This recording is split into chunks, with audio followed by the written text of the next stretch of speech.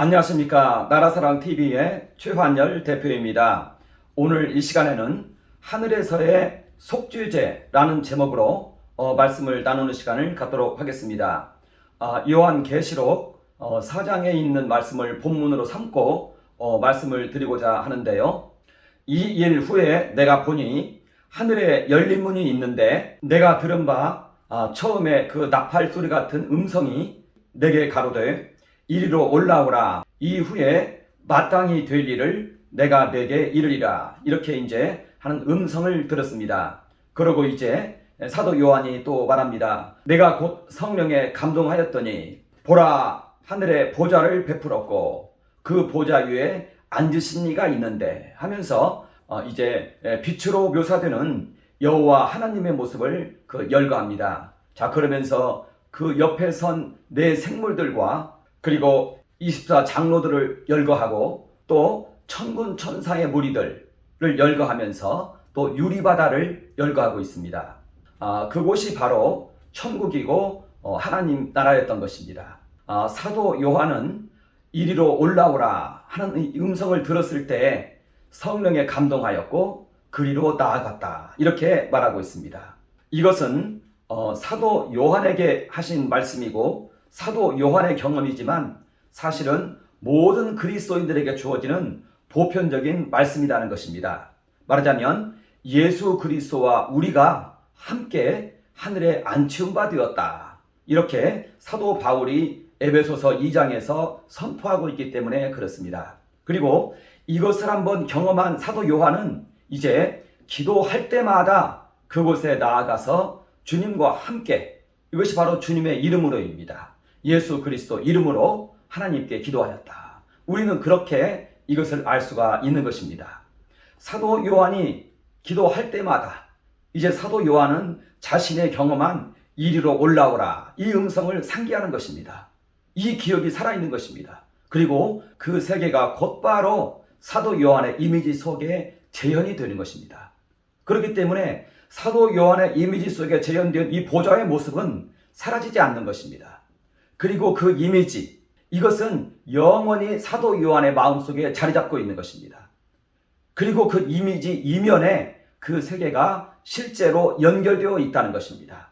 그렇기 때문에 사도 요한은 이것을 한 번 경험했는데 평생토록 이 세계를 누렸던 것입니다.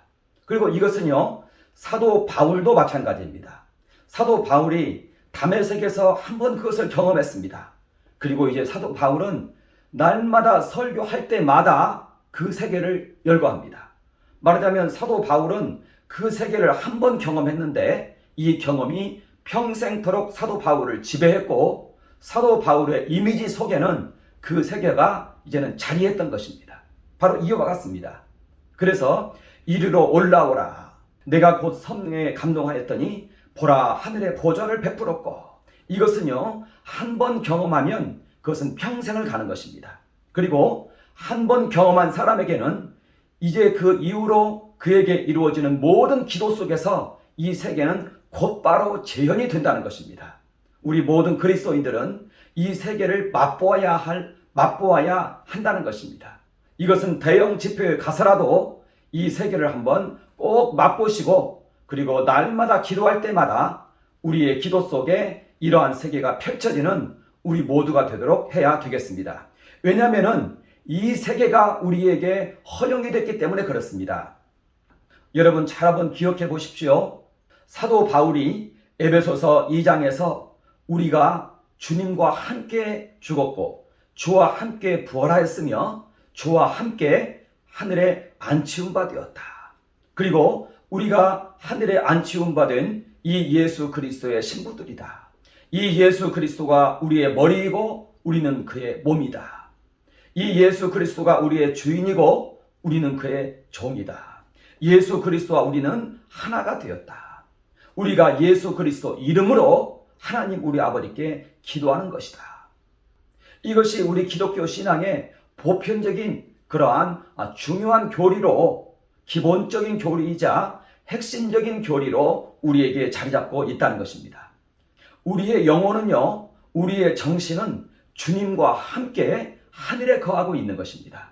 제가 지난 시간에도 얘기했습니다. 우리 생각이 머무는 곳에 우리의 정신이 있다고 얘기했습니다. 우리의 생각이 그곳에 가 있으면 우리의 정신이 또한 그곳에 가 있는 것입니다. 제가 이것을 실존주의 철학을 통해서 논증을 했습니다. 우리 한번 생각해 봅시다. 예수님의 설교 주제는 뭐였습니까? 항상 그 제목이 천국이었던 것입니다. 여러분, 마태복음에서 예수님의 설교를 처음부터 끝까지 한번 보세요. 여기에서 천국이 빠진 적이 한 번이라도 있는지, 전부 천국을 주제로 해서 예수님은 설교했던 것입니다. 말하자면 처음 시작할 때 회개하라, 천국이 가까웠느니라, 천국을 얘기했습니다. 예수님의 산상수훈 한번 보십시오. 심령이 가난한 자는 복이 있나니 천국이 저희 것이며, 천국이 시작되지 않습니까? 팔복 마지막째 복이 무엇입니까? 의를 위하여 핍박을 받는 자는 복이 있나니 천국이 저희 것이니라. 예수님의 모든 설교는 천국이었던 것입니다. 안식일 논쟁에서도 천국을 얘기하는 것입니다. 우리가 바로 하나님의 성전이고 하나님의 천국이 시작되었다는 것을 말하고 있었던 것입니다. 천국이 여기 있다 저기 있다가 아니요, 바로 너희 마음 가운데 있고 천국이 이미 시작되었느니라. 예수님은 이렇게 설교를 했던 것입니다. 그리고 마태복음 13장이 뭡니까? 천국 강화입니다. 씨 뿌리는 비유를부터 해서 이 모든 그 7가지의 그 모든 천국 비유가 다 천국에 관한 것이지 않습니까? 그리고 예수님의 모든 표적은요, 천국이 예수님 자신에게 임하였다는 것에 대한 표적이었던 것입니다. 천국 임재에 대한 표적으로서 예수님의 그 모든 능력이었던 것입니다. 예수 그리스도의 메시지는 천국이었는데요, 그 천국이 무엇이냐? 바로 이 요한계시록 4장에 있는 그 펼쳐진 그 천국이 우리 안에 임하였다는 것입니다. 예를 들면 심령이 가난한 자는 복이 있나니 천국이 저희 것이며, 여기에서 심령이 가난한 자는 것은 자신의 모든 생명, 소유, 소득, 사업장, 인생을 하나님께 바치고 이제 자신은 가난한 자가 되었다는 것입니다. 그 사람에게 주어지는 복은 무엇입니까? 바로 이 천국이 주어지는 것입니다. 하늘나라가 그 사람 마음 가운데 임한다는 것입니다. 이제는 그 사람의 정신이 거하는 처소가 하늘나라가 되었다는 것입니다. 하늘이 되었다는 것입니다. 의를 위하여 핍박을 받은 자는 복이 있나니 천국이 저희 것이니라. 우리가 복음을 위하여 우리가 위험을 무릅쓰면 그 사람 마음 가운데 바로 이 천국이 펼쳐진다는 것입니다. 이 사람은 기도할 때마다 그 천국으로 나아갈 수 있다는 것입니다. 이러한 우리 영혼이 거하는 처소가 그곳임을 아는 자, 그의 영혼의 세계에, 그의 마음의 세계에 이 천국이 펼쳐진 자, 이 천국을 한 번이라도 맛본 자, 그 사람들은 기도를 즐거워하는 것입니다. 왜냐하면 그 기도의 시간에 이 천국이 펼쳐지는 것이고, 내가 이 천국으로 나아가서 창조주 하나님 우리 아버지께 주님과 함께 기도한다는 것을 알기 때문에 이 사람은 이 기도의 시간을 자신의 생명보다 더 귀중한 것으로 안다는 것입니다. 이러한 사람이 평생토록 기도 생활을 하는 것입니다. 기도 속에서 천국을 맛보지 않으면 기도가 노역입니다. 그러나 기도 생활 속에, 기도 속에서 이 천국을 맛본 자는, 자신이 기도할 때마다 이 천국이 펼쳐진다는 것을 아는 자는 이리로 올라오라. 내가 성령에 감동하였더니 보라, 하늘에 보좌를 베풀었고, 그곳에 계신 하나님을 보고 그곳에 계신 주님을 보고 이 주님과 함께 아버지께 기도한다는 것을 아는 자, 이것을 믿는 자, 이 사람들은 날마다 기도한다는 것입니다. 날마다 시간을 정하여놓고 기도하고 이 기도의 시간을 즐거워한다는 것입니다. 이 사람은 또한 대형 집회를 즐거워합니다. 왜냐하면 대형 집회가 펼쳐진 곳에서는 바로 이 세계가 펼쳐진다는 것을 알기 때문에 이곳에 나아가서 계속 함께 기도를 한다는 것입니다. 그러면 그 사람에게는 항상 그 자리가 펼쳐지는 것입니다. 이렇게 대형 집회를 통해서 이러한 세계를 맛본 자, 이제는 그의 개인의 기도 시간에도 이 세계가 펼쳐진다는 것입니다. 이 세계 속에서 기도한다는 것입니다. 그래서 하늘나라가, 하늘이 내 영혼이 거하는 처소, 내 정신이 거하는 처소, 내 생각이 머무는 처소가 된다는 것입니다. 내 정신은 그곳에 있습니다. 그곳에 있는 내 정신과 이 내 생각이 서로 연결이 되어 있는 것입니다. 내가 기도를 하기만 하면 그 세계가 내 마음에, 내 심령에 펼쳐진다는 것입니다. 내 마음에 하늘나라가 임하였다는 것입니다. 내 마음에 천국이 임하였다는 것입니다. 이것이 바로 예수님의 천국 메시지였던 것입니다. 하늘나라가 여기 있다 저기 있다 말하지 말라. 하늘나라가 천국이 바로 내 마음 가운데 임하였느니라. 우리의 마음이 이 요한계시록에 있는 그 4장, 이 천국과 내 마음이, 내 영혼이 연결되어 있다는 것입니다. 그래서 내가 내 생각으로 그곳을 생각합니다. 그러면 이제 내 안은 그 세계가 펼쳐지는 것입니다. 왜냐? 내 정신이 그곳에 거하고 있기 때문에 그렇다는 것입니다. 내 정신이요, 저기 죄 가운데 있으면은요, 예를 들어서 타락한 장소에 있으면은요, 예를 들어서 동성애자라면은요, 그 사람의 정신이 머무는 곳은 그곳입니다. 그 사람이 퀴어 축제를 생각하면요, 그 자리에 그 사람이 가 있는 거예요.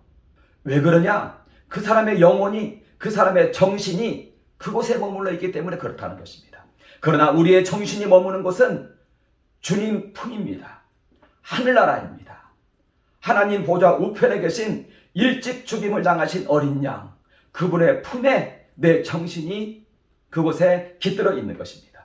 그래서 내가 이제 하늘나라를 생각하기만 하면 내 마음 가운데는 이 요한계시록 4장에 있는 그 세계가 내 안에 펼쳐진다는 것입니다. 내가 기도하기 위해서 기도의 처소로 나아가면 그 세계가 내 안에 펼쳐진다는 것입니다. 왜냐하면 내 영혼이, 내 정신이 거하는 곳은 그곳이라는 것입니다. 그래서 내가 이제는 생각하기만 하면 모든 생각은요, 정신에서 나오는 것입니다. 물론 생각에는 자유가 있습니다. 그러나 그 생각에 출처가 있는 것입니다. 그 생각이 뿌리 내리고 있는 곳이 있다는 것입니다. 거듭난 자의 모든 영혼은, 정신은 하늘에 예수님의 품에 있는 것이고, 내가 그를 생각하면 그 세계가 내 안에 펼쳐진다는 것입니다. 예수님께서 말하는 천국은 바로 이 천국을 말했다는 것입니다. 우리는 복음서를 해석할 때 정확하게 해석해야 됩니다. 예수님이 말하는 천국은 바로 이 천국이었던 것입니다. 하늘 전체가 우리 마음 가운데 임하는 바로 그 천국이었던 것입니다. 이 천국이 지금 시작되었다는 것입니다. 저는 지금 이 하늘의 열린 문을 얘기했고요. 이리로 올라오라. 내가 곧 성령에 감동하였더니 보라 하늘의 보좌를 베풀었고, 이 말씀을 제가 얘기했습니다. 요한계시록 4장에 있는 그 내용인 것입니다. 자, 이것은요, 예수 그리스도의 메시지가 바로 이거였다는 것입니다. 예수 그리스도의 천국은, 모든 메시지의 주제는 천국이었는데, 그 천국은 바로 이 세계를 우리 마음에 베풀어주고 이리로 우리 영혼을 이끌어 주시고 우리의 정신이, 우리의 영혼이 이곳에 거하게 해주는 그것을 말했다는 것입니다. 이 세계를 우리에게 주시는 주님이십니다. 우리 마음에 베풀어 주시는 그러한 주님이시다는 것입니다. 그랬을 때 이곳이 이제는 우리 영혼이 거하는 처소가 되었다는 것입니다. 이것을 맛보고 이것을 믿는 자는 날마다 기도를 합니다. 왜냐하면 기도할 때 이 세계가 우리 마음에 펼쳐지기 때문에 그렇습니다. 우리는 매일 기도를 통해서 이 세계를 우리 마음 가운데 재현시켜 내는 것입니다. 우리는 지금까지 이렇게 하늘에 오르는 그러한 경로를 지금까지 탐구했던 것입니다. 이 하늘에 오르는 경로는요, 십자가 제사를 통해서 우리가 하나님께로 나아가는 것입니다. 속죄소의 제사를 통해서, 속죄소에서 드려지는 속죄제를 통해서 우리는 하나님께 나아가는 것입니다. 말하자면 속죄제의 시간에 이 하늘문이 열린다는 것입니다. 자, 그래서 십자가 제사를 통해서 우리는 하늘 속죄소로 나아간다는 것입니다. 우리 영혼이 가장 간절해질 때가 나라의 위기가 왔을 때입니다.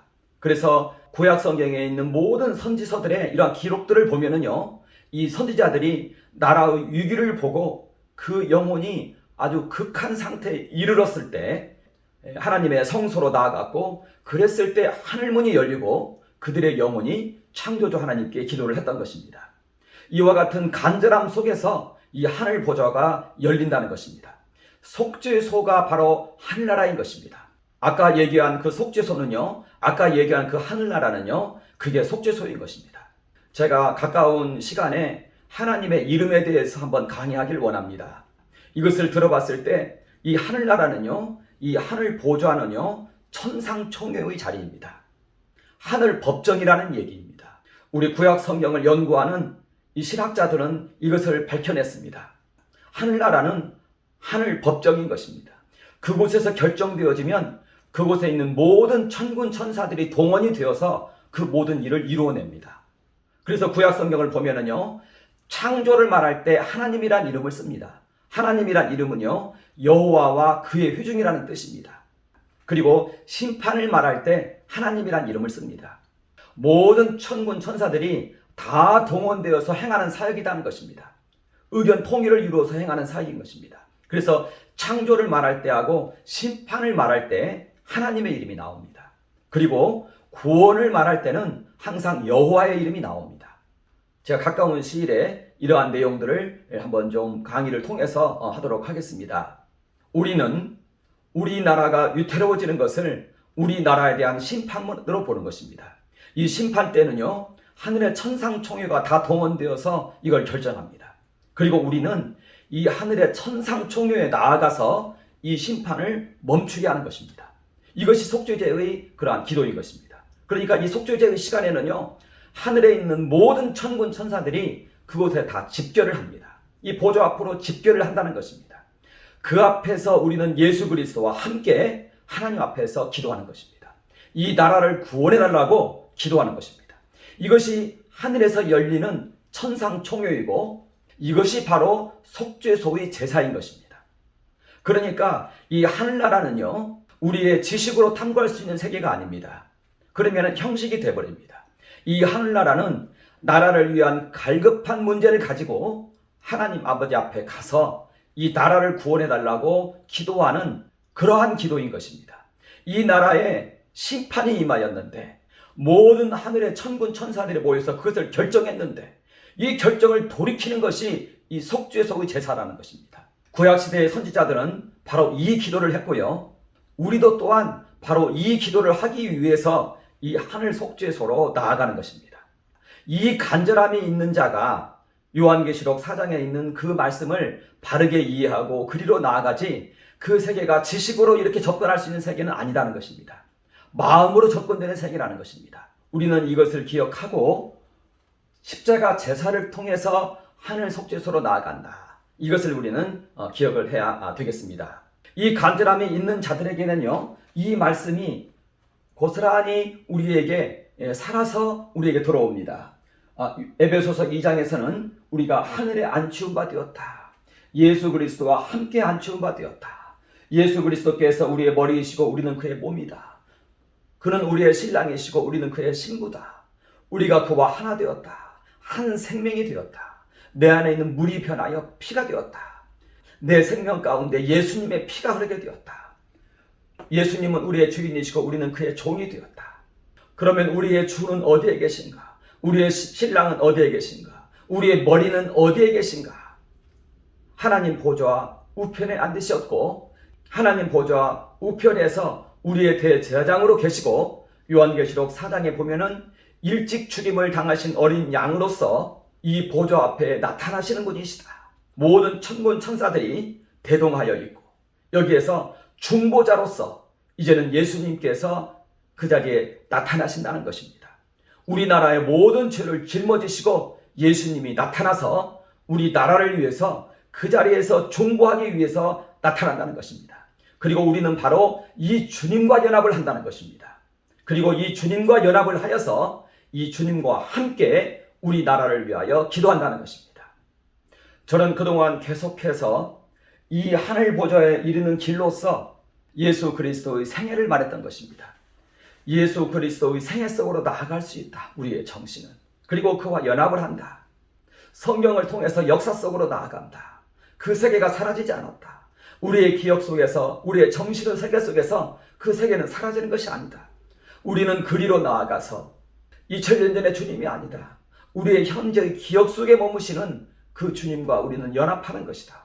그래서 그와 함께 그의 생애를 함께 사는 것이고 그의 말씀을 듣는 것이고 또한 그와 함께 십자가에 참여하는 것이다. 그리고 그 십자가 안에서, 그 십자가 위에서 우리의 생명을 하나님께 바치는 것이다. 그리고 그가 말하 심령이 가난한 자는 복이 있나니 천국이 저희 것이며, 그에게서 천국이 시작되는 것이다. 그에게 이제 이러한 천국이 그에게 주어진 것이다. 나를 하나님께, 예수님께 온전히 바쳤을 때 하나님이 주시는 축복은 바로 그와 같은 것이라는 것입니다. 우리 인생을 바치고 우리는 이 천국을 얻는 것입니다. 나를 바치고 하나님은 이 천국을 주시는 것입니다. 이 천국은 모든 것보다 가장 탁월한 그러한 축복이라는 것입니다. 내 생명을 주님과 함께 아버지께 바친 자, 그런 자는 예수님과 함께 십자가 위에서 기도를 할 수가 있습니다. 십자가 위에서 주님과 함께 기도를 합니다. 나를 하나님께 바치고 내 혈육들을 하나님께 바치고 우리 나라와 민족을 그곳에서 하나님께 바치는 번제의 제사를 그곳에서 예수님과 함께 드릴 수 있다는 것입니다. 그리고 그곳에서 우리는 예수님과 함께 죽음을 당합니다. 예수님께서 말씀하십니다. 아버지여 아버지여 어찌하여 나를 버리셨나이까. 사실은 우리도 그 안에서 주님과 함께 그렇게 기도하는 것입니다. 내가 다 하나님께 드려졌다는 의미인 것입니다. 그러면서 주님은 말씀하십니다. 다 이루었다. 이것이 다 이룬 것입니다. 우리를 하나님께 바칠 때 이것이 다 이룬 것입니다. 그리고 또 주님께서는 말씀하십니다. 아버지여 내 영혼을 아버지 손에 부탁하나이다 하고 주님께서는 자신의 영혼을 아버지께 맡기고 이제는 운명을 하시는 것입니다. 우리도 우리의 영혼을 이와 같이 주님과 함께 아버지여 내 영혼을 아버지 손에 부탁합니다 하면서 기도를 함께 하는 것입니다. 이때 주님께서 아버지께서는 주님의 영혼을 살리시는 것입니다. 우리도 그와 함께 살아나는 것입니다. 주님께서 하늘에 오를 때 우리도 함께 오른다는 것입니다. 주와 함께 죽고 주와 함께 다시 살았고 주와 함께 하늘에 안치운 바가 되었느니라. 이게 사도 바울의 그러한 메시지였던 것입니다. 에베소서 2장 1절 말씀은 바로 그것인 것입니다. 우리의 영혼을 주께 의탁했기 때문에 주님 계신 곳에 우리의 영혼도 그곳에 있다는 것입니다. 내 생명, 소유, 소득, 사업장, 인생, 재산을 주님과 함께 바치는 것입니다. 우리는 이것을 바칠 수 있는 용기가 없어요. 우리는 이 문제를 놓고 주님께 기도를 해야 되는 것입니다. 우리의 의지로는요, 그걸 할 수가 없어요. 우리는 헌금만원하는 것도 아까워하는 것이 우리의 존재예요. 어떻게 우리의 재산을 바친다는 말입니까? 어떻게 우리의 소득을 바친다는 말입니까? 어떻게 우리의 그 11조를 바친다는 말입니까? 11조도 적을 때는 쉬워요. 그러다 커지면은요, 이것은 주님이 도와주셔야 되는 것입니다. 11조를 바치면서 내 전 재산을 바치는 것인데 이러한 것이 쉽지 않다는 것입니다. 내 재산을 바치는 것입니다. 내 생명을 바치는 것입니다. 내 사업장을 바치는 것입니다. 이것은 쉽지 않다는 것입니다. 성령으로 아니면 쉽지 않다는 것입니다. 그러나 십자가 안에서 주님께서 이 행위를 하시고 그의 영으로 더불어 우리도 능히 할 수 있게 만드시는 그 주님이시라는 것입니다. 우리에게는 이 문제를 놓고는 우리는 끝없이 평생토록 기도하는 것입니다. 날마다 내 생명, 소유, 소득, 사업장, 인생, 재산 주께 바칩니다. 날마다 기도하는 것입니다. 우리는 완전하지 않습니다. 우리는 한 소자에 불과합니다. 그것도 부끄러운 소자입니다. 우리는요, 거듭난 자임에도 불구하고 자범죄를 범합니다. 우리가 이기지 못하는 죄가 있어요. 우리가 이기지 못하는 그런 습관 같은 죄도 있어요. 그래서 우리는 우리의 이름을 소자라고 부르는 것이 맞습니다. 작은 자라는 뜻인 것입니다. 이걸 좀 적나라하게 얘기하면요, 부끄러운 소자라는 뜻입니다. 형편없이 부끄러운 소자라는 뜻입니다. 우리는 어떤 존재입니까? 가늠하는 여인입니다. 여러분, 요한복음에 보면은요, 온통 예수님의 중요한 메시지 할 때는요, 항상 가늠하는 여인이 등장을 합니다. 우리가 그러한 존재입니다. 이러한 자가 어떻게 이 하늘 보좌에 오른단 말입니까? 우리는 어느 날 하늘 보좌 앞에서 이 문제를 놓고 통회하고 자복하는 날이 있는 것입니다. 부끄러워서 통회의 눈물, 참회의 눈물을 흘리는 그러한 경험도 우리에게 필요하다는 것입니다. 그러한 자는 이제 이 하늘에 나아갈 때 항상 그렇게 이 음성이 들려옵니다. 소자여 이리로 올라오라. 부끄러워하는 자여 이리로 올라오라. 이게 바로 우리의 모습이라는 것입니다. 우리는 이곳에서 참회의 눈물을 흘리는 것입니다. 우리의 자범죄로 인하여서 우리가 극복하지 못하는 죄로 인하여서 통회의 눈물을 우리는 흘리는 것입니다. 그리고 우리는 그 눈물을 기억하는 것이고 우리는 그 눈물을 경험 삼아서 항상 이 자리로 나아갈 때 소자로서 나아간다는 것입니다. 이때 우리 주님께서는 우리에게 예수님의 피가 내 생명의 피 위로, 내 생명의 피로 흐르는 것을 경험하게 해주시는 것입니다. 내 생명의 피를 가지고는 이 자리로 나아갈 수가 없습니다. 왜냐하면 그 피는 연약한 피인 것입니다. 그래서 어떤 죄된 사건이 나에게 다가왔을 때 넘어지는 그러한 불쌍한 자라는 것입니다. 이때 우리는 통회하고 자복하고 이 죄를 감당 못해 하고 있을 때 예수님의 피가 내 피 가운데 흐르는 것입니다. 예수님의 피가 내 생명의 피 가운데 흐르는 것입니다. 예수님의 피가 내 안에 흐르는 것입니다. 물이 변하여 피가 된다는 것입니다. 이 경험을 우리에게 주님께서는 주신다는 것입니다. 그리고 우리는 그 경험을 날마다 기억하고 이곳에 나아갈 때는 이 용서를 가지고 떳떳함을 가지고 우리는 나아간다는 것입니다. 그리고 이러한 자는 모든 죄를 이겨낸다는 것입니다. 모든 이 부족함과 모든 죄를 이겨낸다는 것입니다. 이 담대함이 없이는요, 하나님 보좌 앞에 설 수가 없습니다. 자신의 세계 속에서 지금 내 앞에 펼쳐져 있는 것이 하늘 보좌라는 것을 믿는 자는 자신의 안에 있는 이 죄 문제를 감당할 수가 없는 것입니다. 그렇기 때문에 그 앞에서는 이와 같은 통일 자복이 발생할 수밖에 없다는 것입니다. 예수님의 피가 아니면 이 장소를 견딜 수가 없는 것이에요. 이곳에서 떳떳할 수가 없는 것이에요. 예수님의 피가 아니면 그것이 바로 용서인 것입니다. 용서. 용서는요, 능력과 함께 임해요. 예수님의 피가 임할 때 용서가 임하는 것입니다. 그 피는요, 그 죄를 이기는 권능이 있는 것입니다. 이러한 자만 이 보좌 앞에서 떳떳할 수가 있다는 것입니다. 이러한 자에게 이제 요한계시록 4장에 있는 그 말씀이 펼쳐진다는 것입니다. 그 장면이 그에게 이미지 속으로 전개된다는 것입니다. 자, 여러분 보십시오. 이때 내 안에 전개된 이미지, 요한계시록 4장입니다. 여러분, 철학의 세계에서는요, 이 이미지를 굉장히 중시합니다. 이걸 형상이라고도 합니다.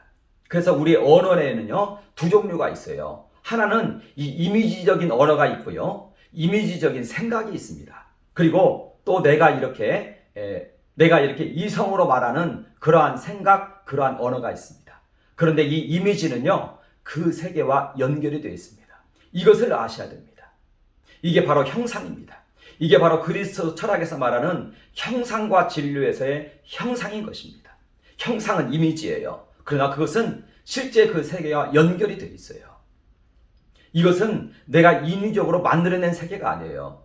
요한계시록 4장에 있는 내용이 내 안에 펼쳐질 때 그것은 내가 내 생각으로 만들어낸 게 아니에요. 물론 그것도 있습니다. 그러나 그 세계와 실제 세계가 결합되어 있습니다. 이게 바로 유실론이라고 하는 것입니다.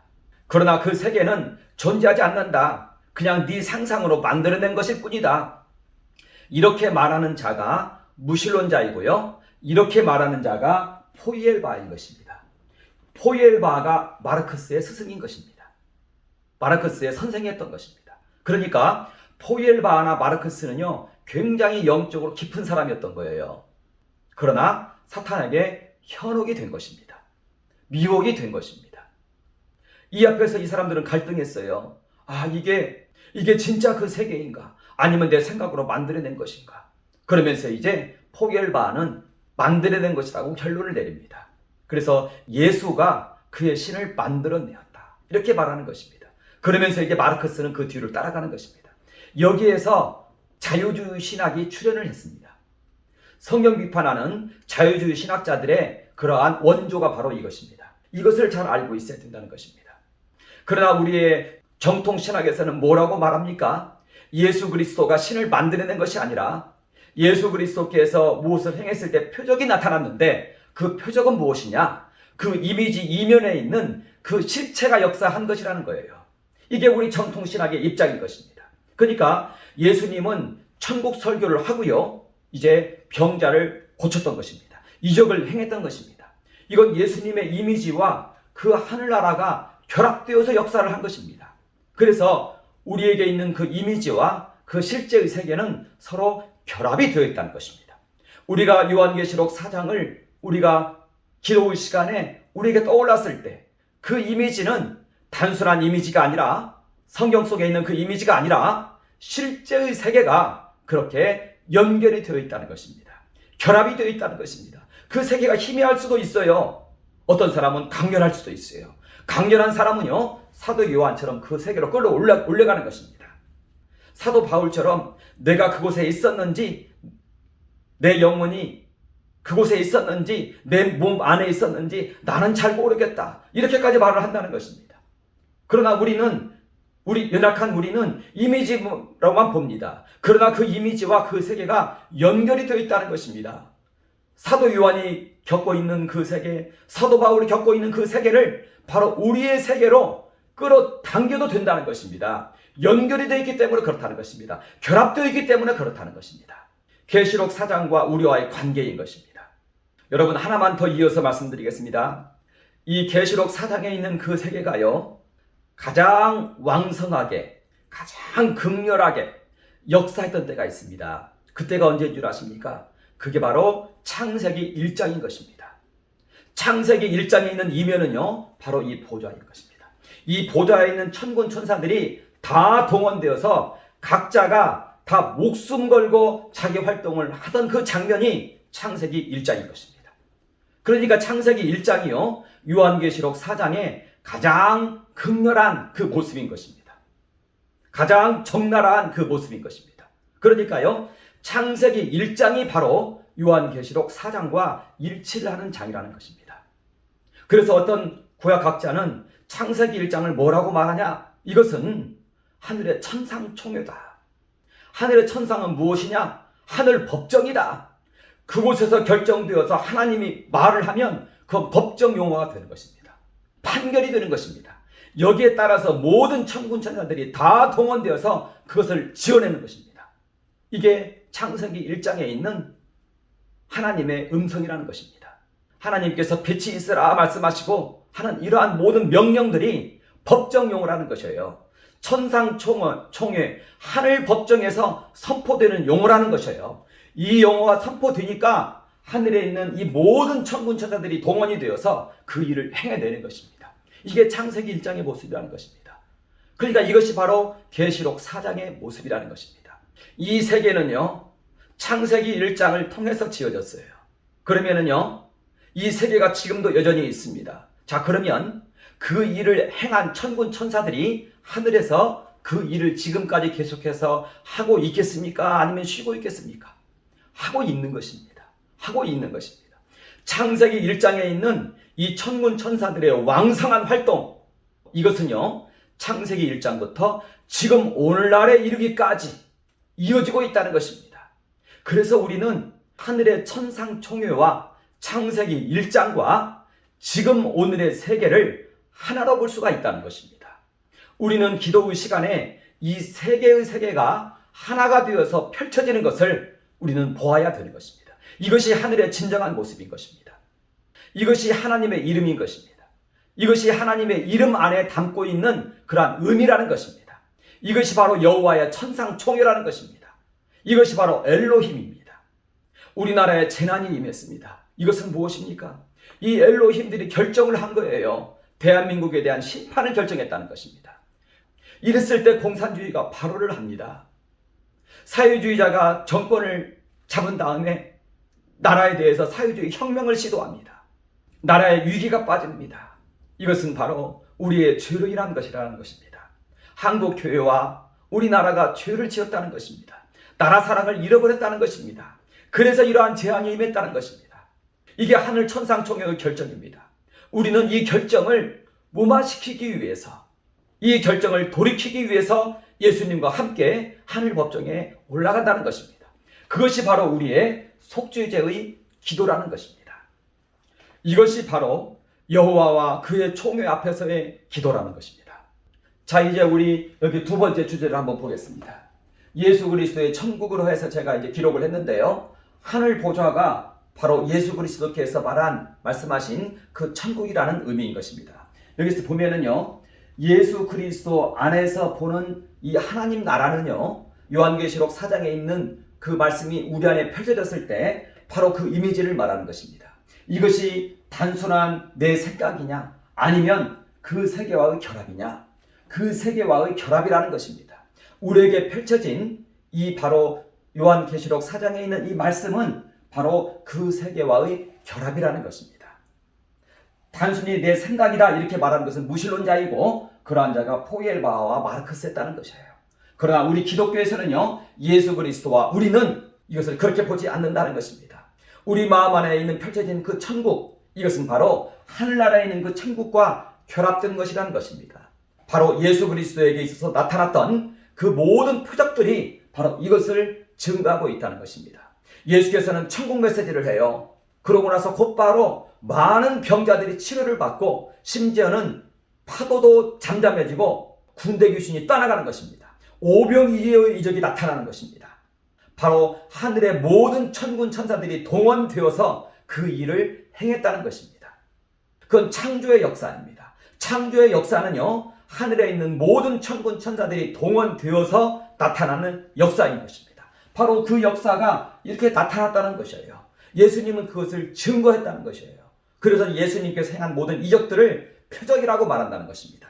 그래서 사도 요한은 항상 이 이적을 표적이라는 용어를 씁니다. 천국이, 하늘나라가 예수님 안에 임하였다는 그 표적이라는 것입니다. 그리고 이제는 그 표적이 우리 안에 임하였다는 것입니다. 이것을 언어의 신비라고 우리는 표현할 수 있습니다. 분석 철학에서는요, 이걸 집중적으로 연구했어요. 분석 철학에서. 언제 우리는 분석 철학도 한번 공부할 필요가 있습니다. 언어의 신비, 그 이면에 실제가 있다는 것입니다. 지시체가 있다는 것입니다. 지난 시간에 말한 것처럼 프레게, 러셀, 비트겐슈타인 이런 사람들이 얘기했습니다. 언어 이면에 지시체가 있다. 그리고 이걸 놓고 평생토록 연구한 것이 이제 분석 철학자들인 것입니다. 영미 분석 철학자들인 것입니다. 계시록 4장에 있는 천군 천사들과 그 유리바다, 하늘의 천상총회, 하늘 법정, 이것이 우리 앞에 우리 이미지에 펼쳐졌을 때 이것은 단순한 이미지가 아니라는 것입니다. 그 이미지는 실제 이 세계와 결합되고 연결되어 있다는 것입니다. 예수 그리스도의 천국 메시지는 회개하라, 천국이 가까웠다, 팔복, 이러한 모든 것은요, 이 세계가 임한 것을 말한다는 것입니다. 그리고 이 요한계시록 4장에 있는 이 세계는 창세기 1장의 바로 그 세계가 바로 이 세계였다는 것입니다. 그리고 이 창세기 1장의 이 세계는 지금도 우리에게 여전히 역사하고 있다는 것입니다. 그래서 우리는 기도할 때 이 요한계시록 4장에 있는 그 세계와 창세기 1장에 있는 그 세계와 오늘날에 지금 우리 눈앞에 있는 이 세계를 함께 보아야 된다는 것입니다. 이 하늘 보좌로 우리는 나아가는 것입니다. 그리고 그 보좌에 앉으신 여호와를 바라보는 것입니다. 존재 자체에 있습니다. 우리는 그를 깊이 볼 수 없습니다. 그러나 그의 시선만 느낄 수 있을 뿐인 것입니다. 우리는 존재자 여호와, 그분의 시선을 우리는 보는 것입니다. 우리는 깜짝 놀라는 것입니다. 그분의 시선이 내 마음을, 내 중심을 보고 있는 것을 보고 우리는 깜짝 놀라는 것입니다. 여호와의 시선을 우리는 의식하는 것입니다. 그리고 그분 앞에서 예수님과 함께 우리 나라와 민족을 위해서 우리는 기도한다는 것입니다. 우리는 우리 입술로 기도하는 것이 아닙니다. 예수님 안에서 예수님의 입술로 우리 나라와 민족을 위해서, 그리고 우리나라 교회가, 우리나라 국민들이, 우리나라 교육이, 우리나라 국민들이 나라 사랑을 회복할 것을 위해서 우리는 그곳에서 여호와의 총회 앞에서 여호와를 바라보면서 우리는 기도한다는 것입니다. 그러나 우리는 우리의 입술로 기도하는 것이 아닙니다. 우리의 마음으로 기도하는 것이 아닙니다. 우리는 예수님의 입술로, 예수님의 마음으로, 예수님의 몸 안에서 기도를 하는 것입니다. 예수 그리스도와 함께하는 기도라는 것입니다.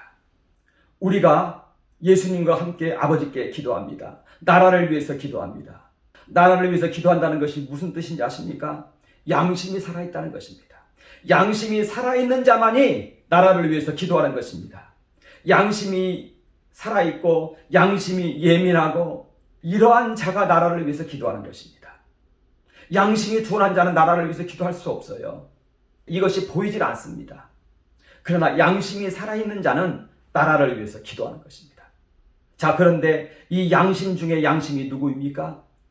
양심의 양심이 누구입니까? 이 양심을 나눠준 자가 누구입니까? 그가 바로 예수 그리스도라는 것입니다. 예수 그리스도를 로고스라고 합니다. 말씀이라고 합니다. 이 로고스의 다른 이름이 누우스입니다. 누우스는 정신이라고도 하고 마음이라고도 합니다. 바로 마음인 것입니다. 마음의 핵심 중에 핵심이 무엇인 줄 아십니까? 양심인 것입니다. 양심만큼 그의 지식이 예리합니다. 양심만큼 그의 지혜가 예리하고 분별력이 있고 또 깊은 것을 통찰합니다. 양심의 능력인 것입니다. 양심 중에 양심이 누구입니까? 마음 중에 마음이 누구입니까? 바로 예수 그리스도의 것입니다. 이 애국심을 나눠준 자가 누구입니까? 예수 그리스도라는 것입니다. 이 현안을 보고 애국심이 발동하게 만들어준 자가 누구입니까? 바로 양심입니다. 양심 중에 양심인 것입니다. 예수 그리스도는 우리의 현안을 보고 예수님 자신이 더 놀라는 것입니다. 예수님 자신이 더 우리나라 문제를 깊이 인식한다는 것입니다. 내 기도 제목이 이제는 예수님에게로 전달이 된다는 것입니다. 예수님의 기도 제목이 된다는 것입니다. 저는 기도할 때 가장 궁금한 것이 있었습니다. 내 이 기도 제목이 예수님의 기도 제목이 되어야 될 텐데 내가 나라를 위해서 기도를 하면 얼마나 할 것이며 언제는 눈물이 났다가도 이제는 타성이 되어서 맹숭맹숭한데 이 기도를 누가 할꼬? 예수께서 하셔야 되는데 이러고 있었습니다. 이랬을 때 주님께서 깨닫게 하신 것이 하나가 있었습니다. 예수님께서는 예수님의 세계가 또 별도로 있으실 텐데 천국이 있으실 텐데 하나님의 나라가 있으실 텐데 그곳에서 영생복락 누리고 있는데 이 땅의 문제 이것은 그분 자신의 문제가 아닐 수 있는데 왜 그분은 지금 이 세계를 떠나 계십니까? 하늘에 계십니까? 그분의 세계가 있을 텐데 이러면서 고민을 하고 있었습니다. 그랬을 때 주어지는 그러한 이미지가 있었습니다. 주어지는 마음, 주어지는 생각이 있었습니다. 예수께서는요, 하나님께서는요, 별도의 이 우주 외에 다른 나라는 가지고 있지 않다는 거였습니다. 이 세계가 그의 전부라는 것이었습니다. 그래서 하늘과 이 세계가 서로 결합되어 있다는 것입니다. 하늘에서의 그 모든 일들이 전부 이 세계에 반영되어 나타나고 있다는 것이었습니다. 하늘나라는 이 세계 속에 건설된다는 거였습니다. 저는 깜짝 놀랐습니다. 그러고 성경에 있는 여러 그러한 본문들을 상기시켜 보았습니다. 그랬을 때 하나님은 진실로 이 세계 위에 하나님이었던 것입니다. 저 영적 세계만의 하나님이 아니었던 것입니다. 영적 세계와 이 육적 세계는 서로 결합되어 있었다는 것입니다. 하늘에 있는 그 모든 사건은 땅에서 모두 재현되어 나타난다는 것입니다. 땅으로 나타나지 않은 그것은 여전히 추상이 머무르고 있는 것입니다. 땅에 나타난다는 것입니다. 이랬을 때 바로 우리 주님께서는 이 세계를 바라보고 계신 우리 주님께서는 이 세계가 자신의 전체였던 것입니다. 자, 그러면서 이 세계 속에서 가장 그리스도를 향하여 열심히 부르짖고 가장 위기에 있는 나라가 어디입니까? 대한민국인 것입니다. 대한민국에는 교회도 많고 그리스도인들도 많고 하나님을 찾는 자들도 많고 우리나라가 하늘나라에서도 가장 중요했다는 것입니다. 예수님에게 있어서도 가장 중요한 나라가 이 나라 대한민국이라는 것입니다. 그래서 이제는 이 나라 대한민국의 기도 제목이 바로 예수님 자신의 기도 제목이 되어 있다는 것입니다. 이것을 알게 해 주셨다는 것입니다. 그래서 이제 이 이후로는 이제는 이것은 나만의 기도 제목이 아니라 예수님 자신의 기도 제목이 되어 있다. 이 나라가 주님의 나라이고 이 나라의 모든 문제가 주님의 기도 제목이고 주님의 간절함이고 주님의 애국심이고 주님의 나라 사랑이고 이 마음으로 주님께서 기도를 한다는 것입니다. 우리는 이 상황을 보아내야 되는 것입니다. 그래야 예수님께서 예수님의 십자가가 우리의 이미지 속에서 재현이 된다는 것입니다. 예수님께서 목숨 바쳐 눈물로 기도해야 됩니다. 예수님의 십자가가 예수님 안에서 재현이 되어야 된다는 것입니다. 예수님의 간절함이 우리나라를 위하여 목숨 바쳐 기도하게 해야 된다는 것입니다. 십자가가 재현되어야 된다는 것입니다. 그리고 우리는 여기에 참여를 하는 것입니다. 그리고 이때 우리는 예수님과 함께 죽는 것입니다. 함께 죽어야 되는 것입니다. 번제를 통하여 우리가 예수님과 함께 죽었듯이 이제는 속죄제 속에서도 예수님과 함께 죽는 것입니다. 그것은 무엇입니까? 이 세계 속에서 위험을 무릅쓰는 것입니다. 팔복의 8번째 복이 무엇입니까? 의를 위하여 핍박을 받은 자는 복이 있나니 천국이 저희 것이며 팔복의 완성입니다. 팔복의 시작이 번제였고요. 이게 팔복의 완성이 이 속죄제에 우리가 함께 참여하는 것입니다. 속죄제의 핵심은 무엇입니까? 의를 위하여 핍박을 받는 것입니다. 예수님의 이 죽음에 동참하는 것입니다. 이 세계 속에서 위험을 무릅쓰는 것입니다. 위험을 무릅쓰고 이 하나님 나라를, 이 복음을 말하는 것입니다. 얼마나 많은 그리스도 교회의 지도자들이, 정치 지도자들이 위험을 무릅쓰지 않고 비겁함 가운데 빠져 있습니다. 이것은 커다란 죄인 것입니다. 이것이 바로 나라를 망치는 것입니다. 이것이 바로 매국노인 것입니다. 이것이 바로 이완용인 것입니다. 이완용보다 더 큰 죄인이 있습니다. 고종입니다. 고종이 바로 이와 같은 비겁함 속에서 나라를 팔았던 것입니다.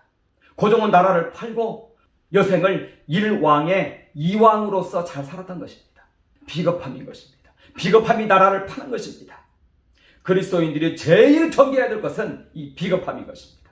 모든 교회의 종교 지도자들이 이 비겁함으로 인해서 그들의 영혼들을 죽이고 있다는 것입니다. 하나님이 맡겨준 영혼들을 그들이 죽이고 있는 것입니다. 자기들도 천국에 들어가지 않고 천국 찾아오는 자들의 문을 막고 천국에 못 들어가게 하고 있다는 것입니다. 천국의 완성은 의를 위하여 핍박을 받은 자는 복이 있나니 천국이 저희 것이며 여기에 있다는 것입니다. 이 좁은 문에 있다는 것입니다. 이 좁은 문으로 가라고 예수님은 우리에게 말씀하시는 것입니다. 누군들 위협을 무릅쓰는 것이 두렵지 않겠습니까? 주님이 주시는 부활의 권능이 아니면 이 두려움을 무릅쓸 수 없어요. 객기가 아니에요. 용기하고 객기는 다른 것입니다. 예수님의 부활의 권능을 여기에서 우리는 맛보는 것입니다. 부활하신 주님은 여기서 맛보는 것이지 이것도 무릅쓰지 않는 자들은 부활을 말하는 것은 그것은 맞지 않다는 것입니다. 부활의 권능은 여기에서 주어집니다. 여기에서 주어집니다. 부활의 권능은 위험을 무릅쓰고 이걸 이겨내는 그 권능은 여기에서 주어지는 것입니다. 그것이 바로 세 번째 문단입니다. 예수 그리스도와 함께하는 기도인 것입니다. 이때 바로 십자가가 재현이 되는 것입니다. 우리는 하나님 나라로 나아가서 이 십자가를 재현시켜야 되는 것입니다. 예수님으로 하여금 이 나라를 위하여 기도하게 해야 된다는 것입니다. 이때 나는 죽음을 무릅쓰지 않고 예수님만 혼자 죽으세요. 이게 아니라는 것입니다. 예수님은 우리의 양심을 받아서 이 양심을 100배로 증폭시켜내는 분인 것입니다. 내가 이 위험을 무릅쓰지 않으면요, 예수님의 십자가는 재현되지 않습니다. 너희의 십자가를 지고 나를 따르라고 말합니다. 양심의 양심이신 예수 그리스도입니다. 내 기도 제목이 예수 그리스도께 전달이 되는 것입니다. 우리의 바람은 무엇입니까? 예수님께서 우리 나라를 위하여 기도해 주시는 것입니다. 이때 이 세계와 결합된 하늘인 것입니다. 예수님은 이 나라를 자신의 나라 전체로 알고 있다는 것입니다. 바로 우리의 이 모든 것이 바로 결합이 되어 있다는 것입니다. 하나님 그리스도의 세계가 별도로 있지 않습니다. 하늘의 모든 새 것은 이 세계에 반영이 되어 있습니다. 우리와 결합된 하나님 나라, 우리나라, 하나님 나라라는 것입니다. 우리나라가 바로 하나님 나라라는 것입니다. 이것을 알 때 우리는 생명 다하여 기도하시는 주님을 우리는 발견할 수 있는 것입니다. 주님의 간절함, 양심 중에 양심인 것입니다. 목숨 들이시는 주님이십니다. 이때 십자가가 재현됩니다. 이때 나도 그 안에서 함께 드리는 것입니다. 위험을 무릅쓰는 것입니다. 의를 위하여 핍박을 받는 자는 복이 있나니 천국이 저희 것입니다. 천국은 이렇게 하여서 우리에게 완성이 되는 것이고 우리 마음 가운데 머무는 것입니다. 바로 이와 같은 제사를 매일매일 드리는 자, 그 안에 바로 천국이 있는 것이고 그가 나아가서 복음을 전할 때 이제는 그 배에서 보혈의 강물, 생수의 강물, 나라 사랑의 강물이 우리 나라 가운데, 우리 교회 가운데 흐른다는 것입니다. 우리는 날마다 이 천국으로 나아가서 기도해야 되겠습니다. 예수님께서는 이 천국을 주시기 위해서 우리 가운데 오셨습니다. 그리고 예수님께서는 그곳에 가 계십니다. 우리는 그분과 연합되어 있고 연결되어 있습니다. 우리가 나라와 민족을 위한, 교회를 위한 이 간절한 기도 제목을 가지고 그곳으로 나아갈 때 하늘문이 열리는 것이고 그 보좌가 우리 앞에 베풀어지는 것이고 창세기 1장이 우리에게 펼쳐지는 것이고 이 세계가 그 창세기 1장과 연결되어 있다는 것을 아는 것이고 우리 마음 가운데 천국이 베풀어졌다는 것을 아는 것이고 우리가 이 세계로 나아가서 예수님과 함께 목숨 바쳐 눈물로 기도할 때 하늘의 천상총회에서 용서가 결정이 되어지고 우리나라의 구원이 임한다는 것을 우리는 기억하고 알고 우리 모두 여기에 참여하는, 여기에 동참하는 우리가 되어야 되겠습니다. 감사합니다. 잠깐 한번 기도하겠습니다. 하나님 우리 아버지 경배합니다. 찬양합니다. 예수님이 베풀어 주신 이 천국을 우리가 매일매일 우리의 기도 속에서 우리가 맛보며 누리게 하여 주시옵소서. 이 세계 속으로 나아가 주님과 함께 이 나라와 민족을 위하여 기도하는 우리가 다 되게 하여 주시옵소서. 우리 나라를, 우리 한국 교회를 주님께서 구원하여 주시옵소서. 감사합니다. 예수님 이름으로 선포하며 기도합니다. 아멘.